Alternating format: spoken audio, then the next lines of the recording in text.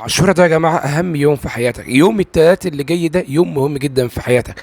يوم التلات اللي جاي ده يوم التوبة. الله سبحانه وتعالى كما جاء في الأثر أنه تاب على آدم يوم عاشوراء، نجى موسى من فرعون يوم عاشوراء، أغرق الذين كذبوا بنوح يوم عاشوراء.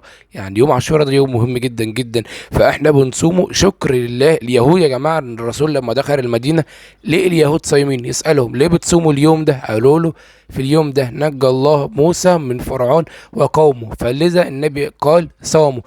فقال احتسب على الله ان يكفر السنه التي مضت. يعني سنه كده قعدت على القهوه، بصيت على دي، دخلت على مش عارف ايه، نمتي على دي، نمت على ده، اتكلمت على ده، قعدت تعمل ذنوب كتيره جدا جدا جدا، ربنا غفرها لك بس السنه اللي فاتت. متخيل لما انا اجي اقول لك بص خلاص السنة اللي فاتت كل الذنوب بتاعتها اتمحت، مفيش ذنوب تاني على كده، فرحتك هتكون ايه؟ طبعا فرحة جميلة جدا. طب الذنب ده يتغفر امتى؟ او امتى اخد الذنب؟ امتى اخد ان ربنا يغفر لي ذنوبي؟ ان انا اصوم ايه؟ التاسع والعاشر. طب ليه يا عم الرسول كان بيصوم العاشر؟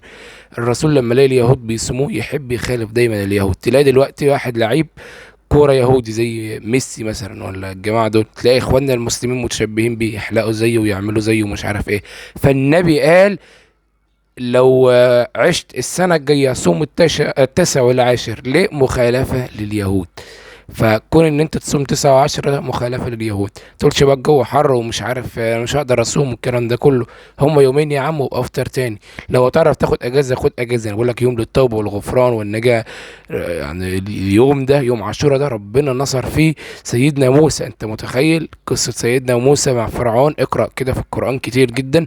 عاليات الصور سيدنا موسى اتذكر في القرآن كتير جدا اكتر من 100 مرة.